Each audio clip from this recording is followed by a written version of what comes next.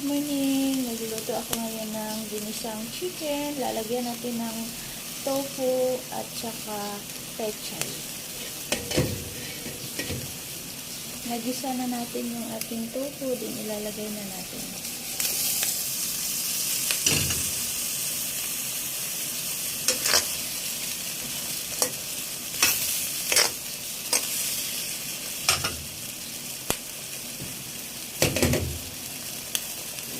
I-add na natin yung pechay.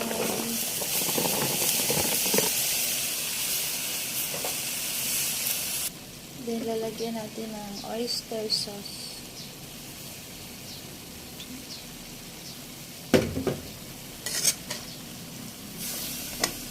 Ayan.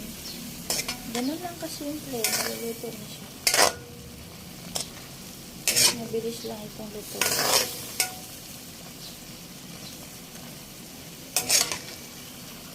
Chicken na lang yung ating pangsahog-sahog kasi sobrang mahal ng pork. Ayan. Titikman na natin.